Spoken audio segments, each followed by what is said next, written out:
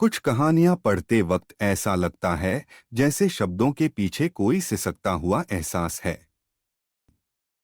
स्वागत है आपका जिज्ञासा चैनल पर, जहां हम किताबों की दुनिया में उतरते हैं। पहली है फणीश्वर नाथ रेणु जी की तीसरी कसम। तीसरी कसम एक सीधे सादे गाड़ीवान हीरामन और एक कलाकार हीराबाई की मार्मिक प्रेम कहानी है, जो भावनाओं की गहराई और सामाजिक बंधनों को खूबसूरती से चित्रित करती है। रेणु जी की यह कहानी ग्रामीण जीवन, संवेदनाओं और निष्कलंक प्रेम का बेहद कोमल चित्रण है। यह सिर्फ प्रेम कहानी नहीं, बल्कि समाज की कठोर सीमाओं पर सवाल है। पर्दा। यशपाल जी की कहानी पर्दा एक मध्यम वर्गीय परिवार की आर्थिक तंगी और समाज में प्रतिष्ठा बनाए रखने की विडंबना को दर्शाती है। एक घर जहां दरवाजे नहीं बचे थे, एक पर्दा ही था जो गरीबी को और औरतों की इज्जत को ढक रहा था। जब साहूकार वो पर्दा फाड़ देता है, तो सिर्फ कपड़ा नहीं, उस परिवार की मर्यादा, आत्मसम्मान और इज्जत भी उघड़ जाती है। यशपाल जी की कहानी पर्दा सिर्फ एक फटे हुए कपड़े की नहीं, बल्कि एक टूटती हुई दुनिया की कहानी है। ठंडा गोश। सादत हसन मंटो जी उर्दू साहित्य के एक विवादास्पद लेकिन महत्वपूर्ण लेखक थे, जिनकी कहानियां विभाजन की त्रासदी और मानवीय क्रूरता को निर्भीकता से उजागर करती हैं। ठंडा गोश्त एक ऐसे आदमी की कहानी जिसने दंगे के दौरान वहशीपन की हदें पार कर दी, दंगों के समय का माहौल जहां इंसान दरिंदे बन जाते हैं। ईशर सिंह एक अपराध करता है, लेकिन उस अपराध का असर उसकी आत्मा पर ऐसा होता है कि तो उसका शरीर ठंडा नहीं होता, उसकी आत्मा हो जाती है। मंटो जी की यह कहानी भीतर तक हिला देती है। तोबा टेक सिंह। तोबा टेक सिंह यह कहानी भारत और पाकिस्तान के विभाजन के बाद मानसिक रूप से विक्षिप्त लोगों के स्थानांतरण की पृष्ठभूमि पर आधारित है और विभाजन की निरर्थकता पर एक गहरा व्यंग्य करती है। बंटवारे के बाद जब पागलखानों के कैदी भी हिंदुस्तान और पाकिस्तान में बांटे जाने लगे, तो एक पागल बिशन सिंह अपने गांव तोबा टेक सिंह को ढूंढता रह गया, जो सीधे दिल में उतरती है। बिशन सिंह जो बंटवारे के बाद ये तय नहीं कर पाता कि उसका गांव तोबा टेक सिंह अब पाकिस्तान में है या हिंदुस्तान में। कहानी हंसी से शुरू होती है और एक चुप्पी के साथ खत्म हो जाती है। मलबे का मालिक। मोहन राकेश हिंदी साहित्य के आधुनिकतावादी लेखकों में से एक हैं। उनकी कहानियां शहरी जीवन की जटिलताओं, मानवीय अकेलेपन और बदलते सामाजिक मूल्यों को दर्शाती हैं। मलबे का मालिक विभाजन की पृष्ठभूमि पर आधारित एक और मार्मिक कहानी है, जो मानवीय संबंधों में आए बदलाव और नफरत के दुष्परिणामों को दिखाती है। यह अपने जमीन से टूटे गनी मियां की कहानी है, जो उस मकान, उस गली की खुशबू से फिर संबंध जोड़ने की कहानी है। यह कहानी एक बूढ़े के आंखों में बसे सपनों के मर जाने की कहानी है। जहां लक्ष्मी कैद है। राजेंद्र यादव की जहां लक्ष्मी कैद है, एक औरत जो पढ़ी लिखी है, आत्मनिर्भर है, लेकिन घर की दीवारों में, रिश्तों की रस्मों में कैद है। लक्ष्मी होना उसकी शक्ति नहीं, उसकी बेड़ियां बन जाती हैं। यह कहानी हर उस स्त्री की है जो अपने अंदर दो दुनियाएं लेकर जीती है। अमृतसर आ गया। अमृतसर आ गया एक ट्रेन जिसमें सैकड़ों लोग चुपचाप बैठे हैं, बंटवारे की पीड़ा अपने साथ लिए। भीष्म साहनी एक प्रगतिशील विचारधारा के लेखक थे, जिनकी कहानियां सामाजिक अन्याय, मानवीय करुणा और विभाजन की त्रासदी को संवेदनशील तरीके से प्रस्तुत करती हैं। अमृतसर आ गया विभाजन के दौरान ट्रेन में सवार लोगों की भयावह स्थिति और मानवीय संवेदनाओं को दर्शाती एक शक्तिशाली कहानी है। भूख। एक मां की कहानी जो अपने बच्चे के लिए रोटी नहीं जुटा पाती। मां बच्चे की भूख से विवश होकर अपना शरीर बेचने पर उतारू हो जाती है, कभी भूख मां को अपना बच्चा बेचने को विवश कर देती है। शवयात्रा। जब एक दलित की लाश को उठाने के लिए कोई आगे नहीं आता, तब समाज की मानसिकता खुलकर सामने आती है।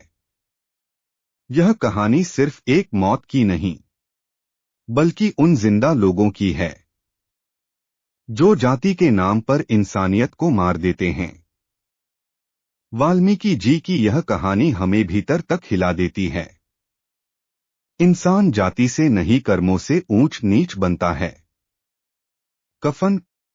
घीसू और माधव बाप बेटा अपनी बहू के मरने पर भी चिता के लिए कपड़ा नहीं खरीदते, बल्कि शराब पीकर रात गुजारते हैं। ये कहानी गरीबी की नहीं, बल्कि उस संवेदनहीनता की है जो लंबे संघर्ष के बाद जन्म लेती है। बूढ़ी काकी।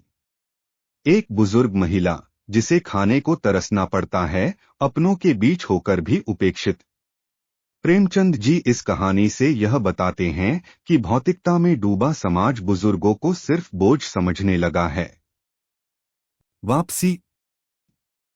यह गजाधर बाबू के सेवानिवृत्ति के बाद घर लौटने और वहां अपनी अप्रासंगिकता महसूस करने की कथा है।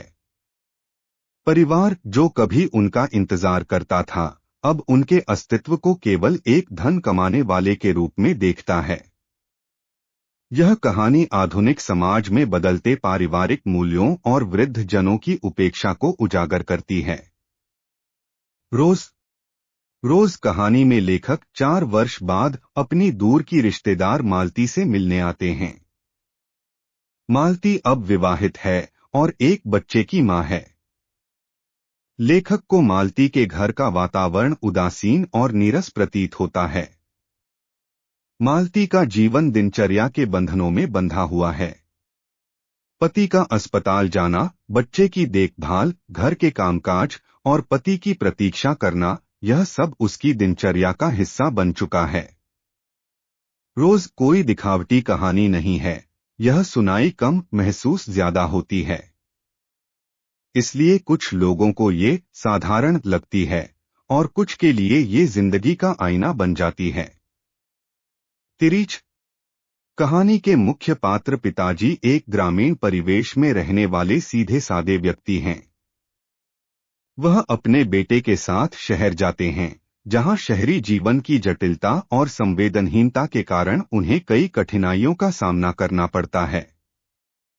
शहर में उनकी मुलाकात ऐसे लोगों से होती है जो उनके भोलेपन का फायदा उठाते हैं, जिससे पिताजी मानसिक और शारीरिक रूप से आहत होते हैं।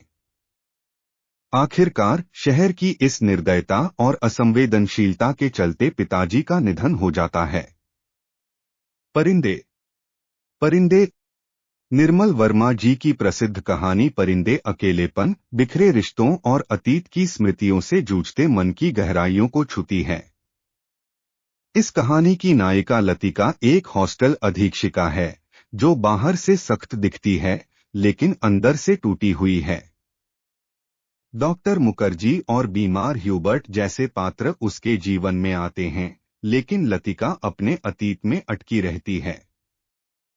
कहानी का शीर्षक परिंदे प्रतीक है उन लोगों का जो उड़ना तो चाहते हैं, लेकिन बीते समय की डोर उन्हें रोकती है। कौवे और काला पानी। कौवे और काला पानी निर्मल वर्मा जी की एक भावनात्मक और गहराई से भरी कहानी है। यह कहानी एक ऐसे व्यक्ति की है जो एक पहाड़ी कस्बे में आता है, जहां बारिश, अकेलापन और बीते रिश्तों की यादें उसकी भावनाओं को जगा देती हैं। वहां वह मास्टर साहब से मिलता है और बातचीत के दौरान धीरे धीरे उसके भीतर दबे सवाल और एहसास सतह पर आने लगते हैं। जो ही कोई व्यक्ति हमें छोड़कर चला जाता है, हम उसे अतीत में फेंक कर बदला चुका लेते हैं, बिना यह जाने कि वह अब भी मौजूद है, जीवित है, अपने वर्तमान में जी रहा है, लेकिन हमारे समय से बाहर है। मोरनामा।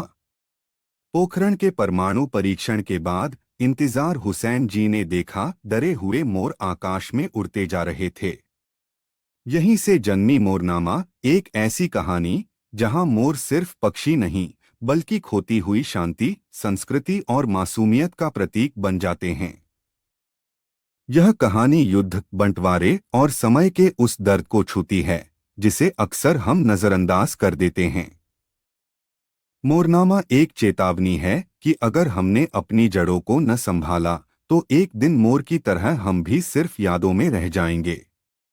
कभी आपने सोचा है, कहानियां बस कल्पना नहीं होती, वे समाज की चुप चीखें होती हैं जो किताबों के पन्नों में कैद हो जाती हैं।